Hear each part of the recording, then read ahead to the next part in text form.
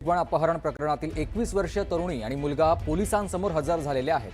तरुणीनं हजर होण्यापूर्वी गोपीचंद पडळकर आणि संग्राम जगताप यांनी केलेले आरोप खोटे असल्याचं सांगितलंय. तसंच आमचे 1 वर्षांपासून प्रेम संबंध होते, त्यामुळे मी माझ्या मर्जीनं झहीर शेख सोबत आली आहे आणि या संदर्भातील प्रतिज्ञापत्र देखील तयार केलेले आहेत. त्या तरुणीशी एक्सक्लुझिव्ह संवाद साधलाय माझे सहकारी सुमित सोनवणे यांनी.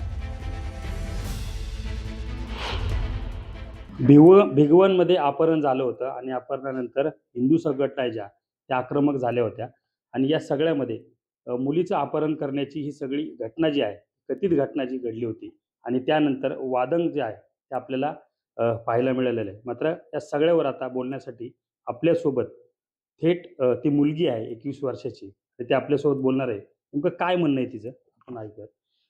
काय घडलं होतं त्या दिवशी? सगळं मिरची टाकली होती असं बोललं जात होतं. नेमकं वस्तुस्थिती काय?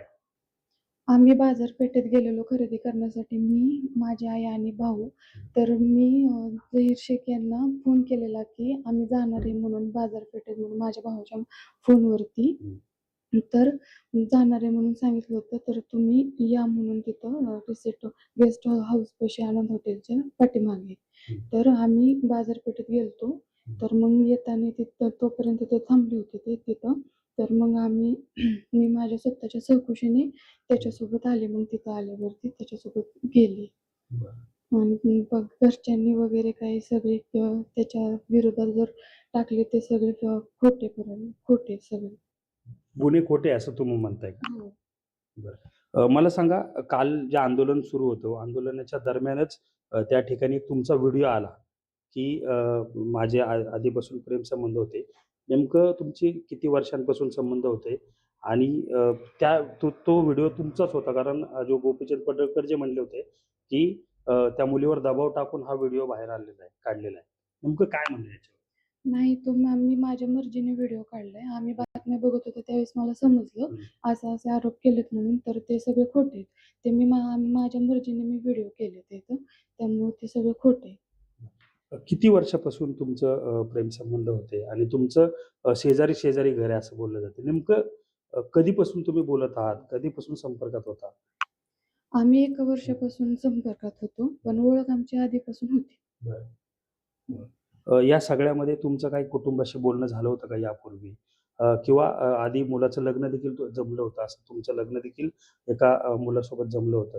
त्यानंतर असं काही कुटुंबियाचं बोलणं झालं का, की मला तो मुलगा आवडत नाही किंवा काय? हो, असं? झालतं बोलणं. मी सांगितलं होतं घरच्यांना मला तो हं. मुलगा आवडत नाही. माझ्या म्हणजे विरोधात लग्न करण्यात चाललं होतं. तर माझा विरोध होता त्या लग्नाला. आता इथून पुढं कसं असणार आहे? तुम्ही तुमच्या घरी जाणार आहे. नेमकं काय काय कसं असणार आहे तुम्ही? नाही, मला नाही घरी जायचं. मला त्याच्यासोबतच जायचं. तुम्ही पोलिसांसमोर देखील जाणार आहात, हजर होणार आहे असं कळतंय. नेमकं काय परिस्थिती?